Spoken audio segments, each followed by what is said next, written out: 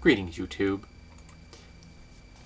Minnesota Statute 8564, passed in 1927, read, "No marriage shall be contracted while either of the parties has a husband or wife living, nor within 6 months after either has been divorced from a former spouse, nor between parties who are nearer of kin than second cousins, whether of the half or whole blood, computed by the rules of the civil law, nor between persons either one of whom is epileptic, imbecile, feeble-minded, or insane."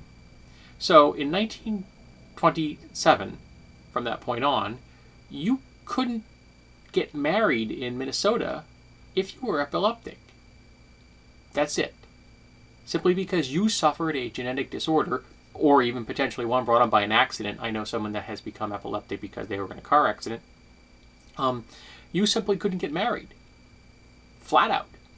Then in 1977, the laws were revisited. And after having been revisited, they were changed, and people who are epileptic then could, in fact, marry. Of course, for that 50-year period in between, I wonder how many people's lives were made miserable by that. Think about that for a second.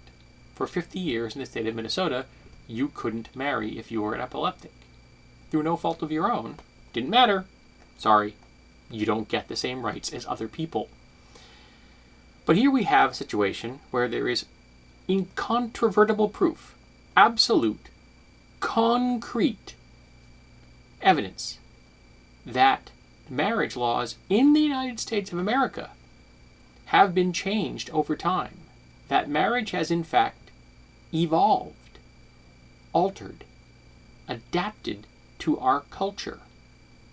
We came to realize that epileptic people, hey, they're people and they're deserving of equal rights to everyone else. Well, it's time for that again. Recently, Minnesota rejected the concept of putting into their constitution that marriage was strictly between a man and a woman. A step in the right direction. There is still not marital equality in Minnesota, but hope springs eternal. But it is in a number of other American states, thankfully. And I'm sure that those number of states are going to blossom over the coming years. Because Americans have realized, on more than one occasion, that marriage evolves. It's just what it does. It adapts to the society that we have today as opposed to the society that existed in the past. So, I'm feeling good about it. I'm hoping that Americans all over across this nation finally come to realize that love is love regardless of your sex, gender, or orientation. And that we should all be able to enjoy the same rights regardless of those things. So, let's hear it for Minnesota changing the law allowing epileptics to marry. Let's hear it for Minnesota for not creating an amendment that would have made things even more difficult for the future of the gay community in that state. And let's hear it for marital equality all across this nation. Because, like it or not, no matter how much social conservatives may fight the concept, in the United States of America, marriage evolves.